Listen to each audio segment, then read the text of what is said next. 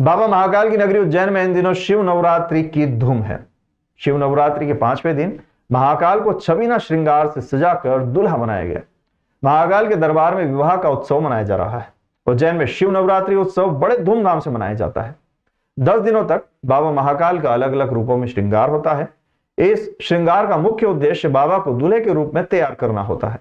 जिस प्रकार शादी से पहले दूल्हे को तैयार किया जाता है, उसी प्रकार की रस्में बाबा महाकाल के साथ निभाई जाती है। 5वें दिन बाबा को विशेष रूप से छबीना श्रृंगार से श्रृंगारित किया गया। यहाँ बाबा का रोजाना विभिन्न रूपों में श्रृंगार हो रहा है और महाशिवरात्रि पर महाकाल की शादी की जाएगी। दरअसल देश के 12 ज्योतिर्लिंगों में से केवल महाकालेश्वर ज्योतिर्लिंग ही एकमात्र वो स्थान है जहां महाशिवरात्रि पर्व शिव नवरात्रि के रूप में मनाया जाता है। यहाँ महाशिवरात्रि के पहले 10 दिनों तक बाबा महाकाल के अलग अलग श्रृंगार होते हैं। इसी श्रृंगार के क्रम में 5वें दिन बाबा को छबीना श्रृंगार से सजाया गया था।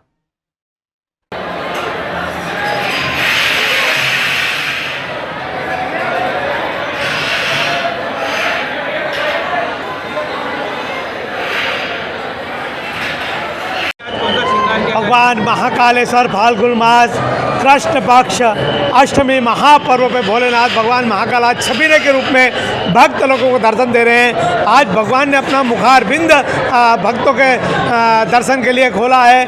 ये अद्भुत आनंद और मनमोहक दृश्य है। जो भक्त बाबा एक बार देख लेता है उसके मन में आनंद और प्रसन्नता आ जाती है। शिवरात्रि महापर्व के दिन नित्य भगवान के श्रृंगार किए जा रहे हैं, भगवान से लाल लड़ाए जा रहे हैं। उज्जैन में वर्ष 2028 में सिंहस्थ यानी कि कुंभ का मेला लगेगा, जिसके लिए मात्र 2.5 वर्ष का समय बचा है।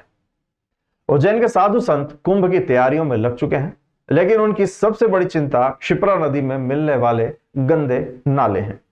शुक्रवार सुबह करीब 1 दर्जन से अधिक साधु संत क्षिप्रा नदी में मिलने वाले नालों को देखने के लिए पहुंचे।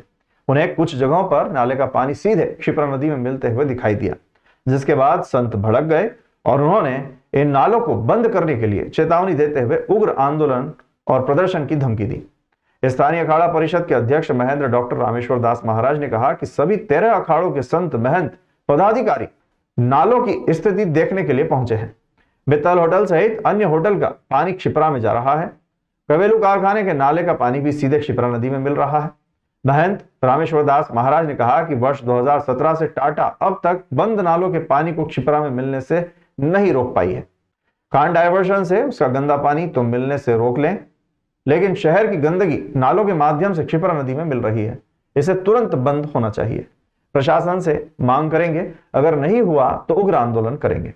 13 नाले जो है बंद होना चाहिए और अभी दूसरे भी और जो नाले हैं उनको भी हम देखने जा रहे हैं। इसके बाद में महाराज जी, अगर कोई समय सीमा आप प्रशासन को देने जा रहे हैं कि अगर उस समय सीमा में अगर नाले बंद नहीं हुए तो फिर साधु संत क्या करने जा रहे हैं? साधु संत तो इसके लिए तो प्रशासन से मांग करेंगे और नहीं करेगा तो उसका उग्र आंदोलन करेंगे। हमें तो स्वच्छ जल चाहिए ना भाई। शिवमस्त में 2028 अभी 2-2.5 साल ही बचे हैं, समय बहुत ही कम है और ये काम नहीं कर पाएंगे तो फिर क्या करेंगे? साधु बाहर से साधु आएंगे, उनको हम क्या मुंह दिखाएंगे कि आप स्थानीय साधु ने क्या काम करा? अभी कहाँ कहाँ देख लिया आपने? अभी हमने ये जो होटलें हैं ना, मित्तल होटल और साथ में जी जो होटलें उनको, और ये मंछामन वाला जो नाला है बहुत बड़ा जी, इसको देखा। अब इसके बाद लाल पुल और उधर दुर्गादास की छतरी है, मंगलनाथ का है, भरतरी गुफा वाला है, ये सब अभी देख रहे हैं। पंचायती अखाड़ा बड़ा उदासीन के महंत सत्यानंद ने कहा कि संत समाज ने स्थिति देखी जिसमें पूरे शहर की गंदगी क्षिप्रा नदी में मिल रही है, जो चिंताजनक है। आगामी 2028 में विश्व स्तरीय कुंभ होने वाला है। इस तरह नाले मिले तो कैसे संतों और आम जनता को शुद्ध जल में स्नान करवा पाएंगे?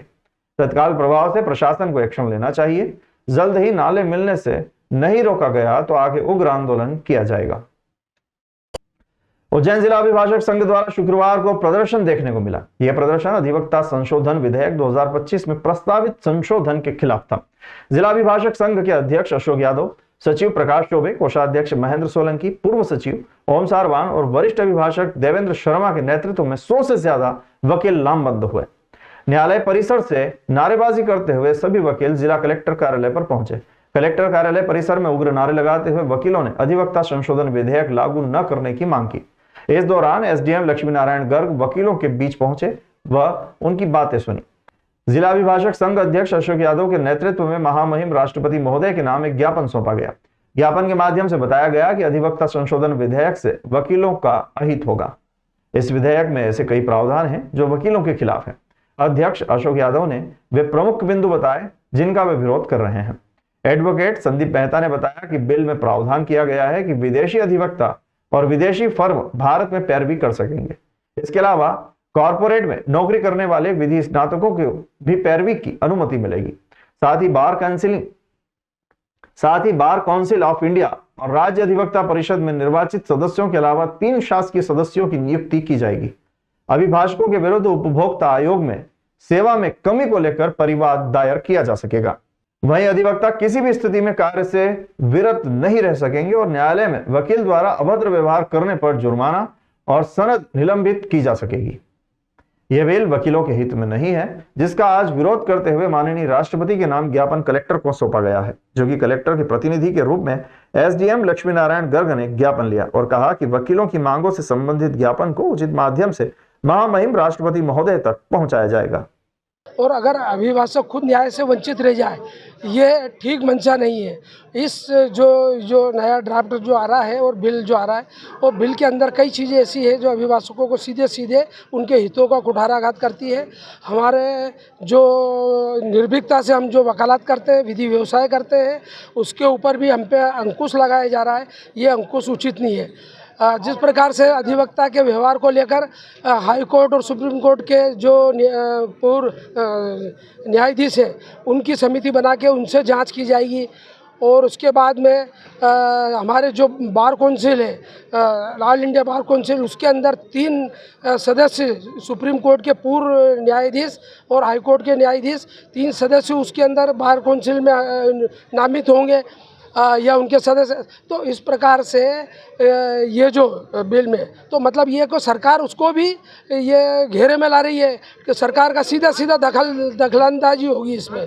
और विदेशी जो लॉ फर्म है, उनको भी अनुमति दी जा रही है यहाँ पर प्रैक्टिस करने के लिए।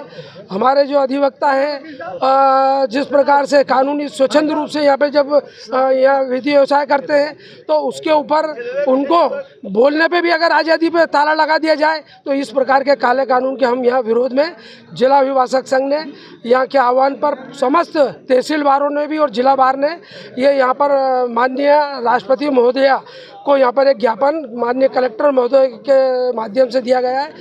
केंद्र सरकार द्वारा एडवोकेट्स अमेंडमेंट बिल 2025 लाया जा रहा है। उसमें बहुत सारे प्रावधान ऐसे हैं जिनसे अधिवक्ताओं के हितों पे कुठाराघात होना है। उन प्रावधानों का हम पुरजोर विरोध कर रहे हैं। इस मामले में उज्जैन से ये आंदोलन की श्रृंखला चालू हुई है और इसको राष्ट्रीय व्यापक स्तर पे भी ले जाया जाएगा। कि जो अधिवक्ता संशोधन विधेयक 2025 है, उसमें कुछ केंद्र सरकार द्वारा संशोधित प्रावधान लागू किए जाने का मसौदा तैयार किया गया है। उसमें जो संशोधित विधेयक ला रहे हैं, उसकी धारा 4 और धारा 9 में जो बार काउंसिल में त्रिसदस्यीय कमेटी बनाई है, उसका ये विरोध कर रहे हैं कि वो संशोधन लागू होते हैं तो उनके हितों पर कुठाराघात होता। तो उनकी ये मांगें उचित माध्यम से जिला प्रशासन द्वारा माननीय महामहिम राष्ट्रपति महोदय द्वारा समक्ष जाएगी। जो भी इसमें डिसीजन होगा उससे अवगत कराया जाएगा। आगरमालवा में राजपूत सरदार विपिन सिंह चौहान ने civil surgeon doctor Shashank Saxena की प्रताड़ना से तंग आकर आत्महत्या का प्रयास किया, जिस पर आज अखिल भारतीय क्षत्रिय महासभा के संभागीय अध्यक्ष के नेतृत्व आईजी उमेश जोगा के नाम एआईजी पार्वती गणेश को निष्पक्ष जांच के लिए ज्ञापन सौंपने पहुंचे।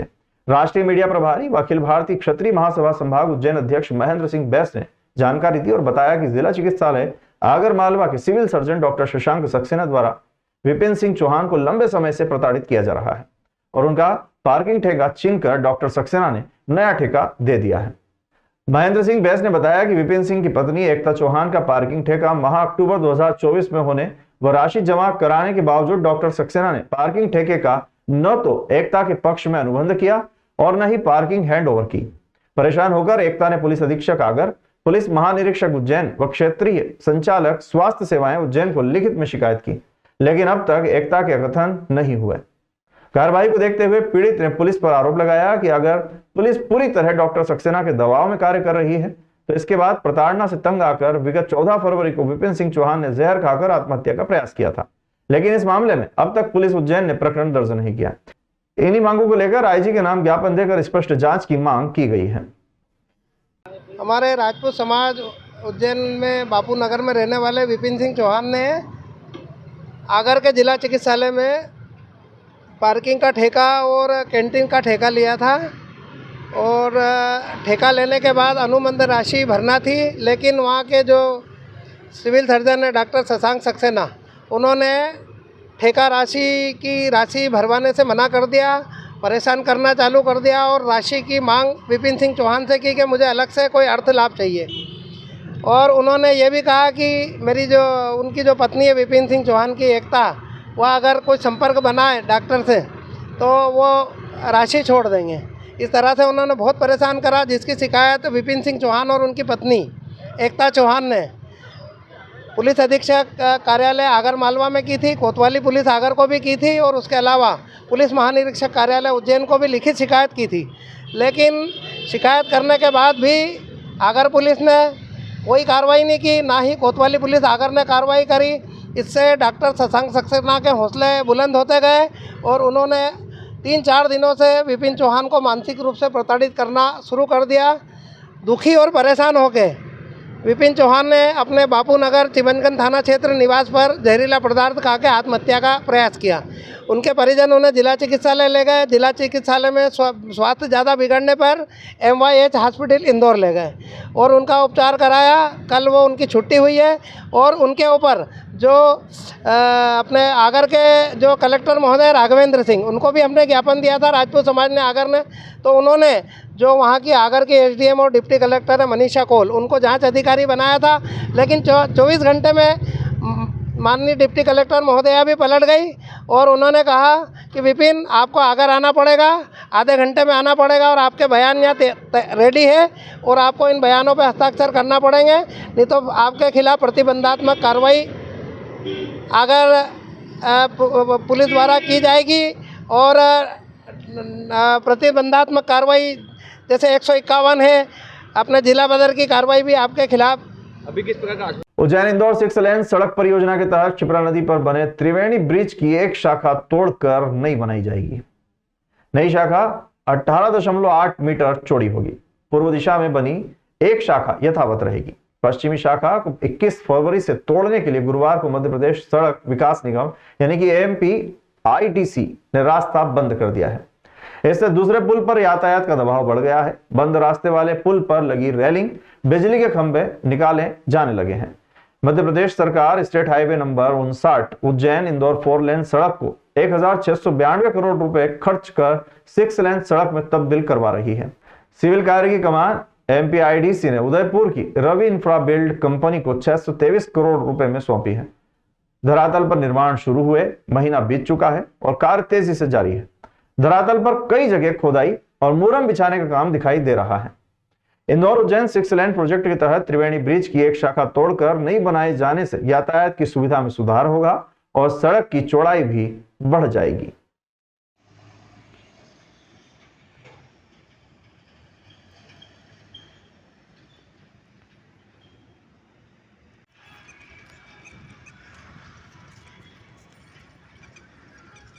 Indian oil corporation limited Ujjain bottling plant द्वारा गुरुवार को घटिया के पास ऑफ साइट मॉक ड्रिल का आयोजन किया गया। इस मॉक ड्रिल में प्लांट के बाहर की आपातकालीन स्थिति में सभी एजेंसियों एवं जिला प्रशासन की व्यवस्था को दर्शाया गया है। मॉक ड्रिल के दौरान बल्क LPG टैंकर में लीकेज का परिदृश्य दर्शाया गया और ड्राइवर द्वारा प्लांट के अधिकारी को लीकेज के बारे में फोन किया गया। इसके बाद प्लांट की रखरखाव टीम ने लीकेज को अरेस्ट करने की कोशिश की। इस दौरान बल्क LPG टैंकर में आग लगने की स्थिति को भी दर्शाया गया। आग को बुझाने के लिए सुरक्षा अधिकारी द्वारा अग्निशामक यंत्र चलाने का आदेश दिया गया, लेकिन आग को नहीं बुझाया गया। इसके बाद Vishal Udiya DGM Ujjain bottling plant द्वारा लेवल 3 का ऐलान किया गया। इसके बाद प्लांट द्वारा SDM राजाराम करजरे, थाना प्रभारी देवीलाल दासोरिया, कारखाना निरीक्षक हिमांशु सोलेमन, नायब तहसीलदार राजेश चौहान, SDRF उज्जैन की शीला चौधरी, गेलखेड़ा स्टेशन IHB के गौतम शर्मा, उज्जैन नगर निगम की फायर ब्रिगेड को सूचित किया गया। उज्जैन फायर ब्रिगेड ने सबसे पहले साइट पर फायर को देखते हुए अपने फायर टेंडर से पानी से फायर फाइटिंग की गई और SDRF द्वारा 2 लोगों को रेस्क्यू किया गया। साथ ही प्राथमिक चिकित्सा देकर एम्बुलेंस में निकटतम अस्पताल भी भेजा गया। आग बुझाने के बाद मेंटेनेंस द्वारा लीकेज अरेस्ट किया गया और एक्सप्लोसिव मीटर द्वारा 0 LEL की जांच की गई। हम लोग जो हैं जो हर महीने है ना हमारे यहाँ प्लांट में तो अंदर सारे साधन रहते हैं और हम लोग फायर ड्रिल करते हैं। उसमें मॉक ड्रिल के अंदर हम लोग सारे अपने संसाधनों का चेक भी कर पाते हैं। लेकिन ये बाहर वाला ड्रिल है जहाँ पर हम डिस्ट्रिक्ट एडमिनिस्ट्रेशन से मदद लेकर के और जो बाहरी म्यूचुअल एड संस्थाएं हैं उनके साथ जो सहयोग मिलता है उसके साथ मिल कर के हमको ये बाहर एक ड्रिल करना होता है। जैसे कि जहाँ बाहर कोई ऐसा अनहोनी होता है, लीकेज हुआ या फायर हुआ, तो उसको कैसे कंट्रोल करेंगे, क्योंकि LPG जो है ऐसा केमिकल होता है, द्रव्य होता है जिससे जो है हमारे यहाँ का एक्सपर्टाइज का ज़रूरत पड़ता है। तो हम डिस्ट्रिक्ट एडमिनिस्ट्रेशन के साथ पहले से ही अपने जो प्लान होते हैं वो इमरजेंसी रिस्पांस प्लान के वो साझा करते हैं और इस तरह के जो ड्रिल होते हैं इसको करते रहते हैं हम लोग। तो इसमें जब हमें पता चला कि यहाँ लीकेज हुआ है तो हमारे टीम पहुँचे। उसने पहले जो फर्स्ट एड का काम होता है, जो पहला उपचार रहता है लीकेज को रोकने का, वो कोशिश किया। फिर उसके बाद जो है आग लगा, वैसा एक सिनेरियो बना, उस पे ऊपर भी काबू करने की कोशिश किया गया। जब लगा कि ये हमारे संसाधनों से काबू नहीं हो पा रहा है तो फिर हमने डिस्ट्रिक्ट एडमिनिस्ट्रेशन को इन्वॉल्व किया और उनसे मदद ली और उनके गाइडेंस में हमने उस आग पर काबू पा करके और उसमें जो इंजर्ड थे उनको सहयोग दिया, उनका उपचार किया गया और जो आग है उस पर काबू पा करके फिर उसको चेक करके कि वो क्लियर हो गया है। फिर SDM साहब और फैक्ट्री इंस्पेक्टर साहब से बात करके वो हमने उसको क्लियर किया। तो उज्जैन के फ्रीगंज के समीप राजस्व कॉलोनी में 3 मंजिला मल्टी का निर्माण किया जा रहा है, जिसमें सरकारी विभागों के करीब 196 परिवारों को फ्लैट मिल सकेंगे। मल्टी का निर्माण होने से अधिकारियों व कर्मचारियों के परिवारों के मकान की समस्या खत्म हो जाएगी। हाउसिंग बोर्ड द्वारा राजस्व कॉलोनी में करीब 104 पुराने मकानों को तोड़कर यह आवासीय मल्टी बनाई जा रही है। इसमें अधिकारियों व कर्मचारियों के लिए करीब 196 फ्लैट का निर्माण किया जा रहा है। इसका आवंटन अधिकारियों व कर्मचारियों को किया जाएगा। मल्टी में 196 फ्लैट बनाने के लिए करीब 78 करोड़ रुपए का ठेका बंसल पाथवे कंस्ट्रक्शन भोपाल के पास में है। हाउसिंग बोर्ड के उपायुक्त यशवंत सिंह डोडिया और कार्यपालन अभियंता निर्मल कुमार गुप्ता और बंसल ग्रुप के प्रतिनिधि धीरज की टीम द्वारा मल्टी में E टाइप के 10, F टाइप के 24, G टाइप के 24, H टाइप के 72 व I टाइप के 66 फ्लैट का निर्माण हो रहा है।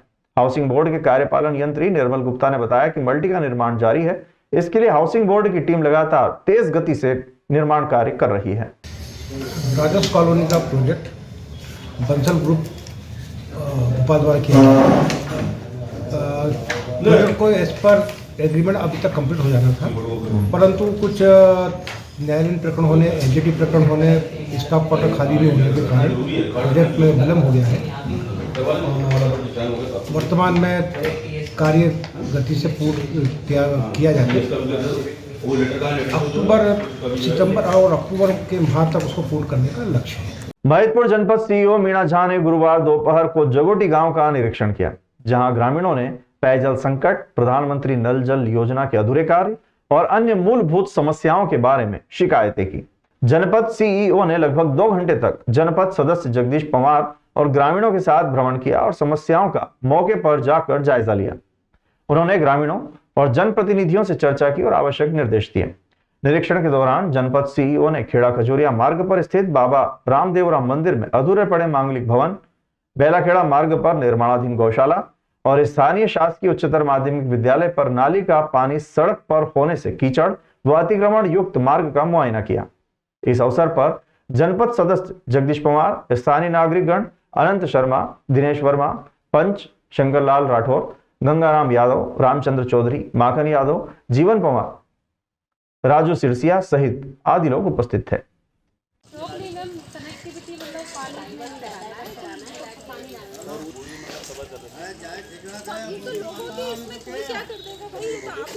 महिदपुर विधानसभा क्षेत्र में समाजसेवी विजय सिंह गौतम ने एक विकलांग युवक जगदीश माली को रोजगार के लिए 11,000 रुपए की आर्थिक मदद की। जगदीश माली बचपन से विकलांग है और बैंक के बाहर 10-20 रुपए में फार्म भरकर जीवन यापन करते हैं। महाशिवरात्रि पर महितपुर में मेला लगने वाला है, जिसमें जगदीश अपनी ट्राईसाइकिल से खिलौने बेचने का छोटा सा व्यापार करते हैं, लेकिन आर्थिक स्थिति ठीक नहीं होने के कारण वो अपने आप को असहाय समझने लगे। समाज सेवी विजय सिंह गौतम को इस बात की जानकारी मिली तो उन्होंने जगदीश से मुलाकात की और पूरी बात की जानकारी ली। विजय सिंह गौतम ने युवा वर्ग के लिए एक संदेश भी दिया कि जगदीश विकलांग होकर भी अपने परिवार का पालन करने के लिए रोजगार करना चाहता है, चाहे काम छोटा ही सही। लेकिन जगदीश की हिम्मत को देखते हुए समाज सेवी विजय सिंह गौतम ने 11,000 रुपए की नगद राशि व्यापार हेतु जगदीश को भेंट की और नए व्यापार की बधाई दी। जो इस हमारी व्हील चेयर वाली अपनी साइकिल पे हैं और ये माली समाज से आते हैं और इनके दोनों पैर बचपन से ही शुरू से ही बिल्कुल चिपके हुए हैं, जो बिल्कुल काम नहीं करते हैं। अभी कुछ दिन पहले हमारे बंटी जी, हमारे नागेश्वर जी और यहाँ के माली समाज के कुछ प्रतिनिधि मंडल मेरे बंगले पे मिला था। उन्होंने कहा कि ये व्यक्ति फॉर्म भी भरता है तहसील में, साथ ही साथ खिलौनों का व्यवसाय भी करते हैं, ऐसी विकलांग अवस्था में भी अपना काम करता है। मुझसे कहने लगे कि कुछ आर्थिक मदद मिल जाए जिससे कि आने वाले कल में ये कम से कम उन पैसों से अपना जीविका चला सके। बहुत ज़्यादा व्यवसाय तो नहीं है, पर जैसे कि हमारा गंगावाड़ी का मेला आने वाला है, उसमें खिलौनों की दुकान लगा के आदमी काफ़ी अच्छा पैसा कमाता है। तो इसीलिए आज मैंने मेरी ओर से इनको 10,000 रुपया दिया है और मैं ये कामना करता हूँ, भगवान से प्रार्थना करता हूँ कि ऐसे असहाय लोग जो बहुत अच्छे हैं, बहुत ईमानदार हैं, जिनको कोई व्यसन नहीं है, कोई नशा नहीं करते हैं, किसी प्रकार की बुरी लत नहीं है, ऐसे लोगों की मदद करके हम सीधी परमात्मा की मदद करते हैं। इनके मन से जो दुआएं निकलती है, इनके मन से जो सद्भावना का एक प्रयास होता है अपने द्वारा, वो निश्चित रूप से एक भगवान तक जाता है। और परमपिता परमेश्वर से प्रार्थना करता हूँ कि निश्चित रूप से अभी तो इसको इतना दिया है, आने वाले कल में भी मेरा ये प्रयास रहेगा कि जहाँ भी हो सकती है मैं शासकीय प्रशासकीय मदद करूं और निरंतर जगदीश जैसे कई लोगों की मैं मदद करता रहा हूं। मैंने कई व्हील चेयर बांटी है, कई साइकिलें बांटी हैं। मैं निश्चित रूप से मेरा एक फर्ज बनता है, मेरा एक धर्म बनता है कि निरंतर मैं एक ऐसा काम करूं जिससे आने वाले जन समुदाय को, और ये नर सेवा नारायण सेवा है, ये परमात्मा है, ये दुखी है, ये परेशान है, ये गरीब है, इनके पास इतना पैसा भी नहीं है कि ये 10-20 हज़ार रुपये का खिलौना ला के और उसका बेच के व्यवसाय कर सके। 10 पैसे, 20 पैसे, 50 पैसे, 1 रुपया में फार्म भरते हैं, अपनी गाड़ी पे बैठ के वहाँ पर जो पैसा मिलता है 100-50 रुपया उससे अपना घर चलाता है। तो निश्चित रूप से ऐसे लोगों की मदद करके मुझे खुशी मिलती है और मैं निरंतर मदद करता रहूँगा। मेरा धर्म है, मेरा फर्ज है। आने वाले कल में भी महितपुर विधानसभा के ऐसे लोग, ये पीड़ित मानवता की सेवा मेरा धर्म है, मेरा कर्म है, मेरा फर्ज है। और आज मैं यहाँ पर भीमाखेड़ा में खड़ा हूँ महितपुर के,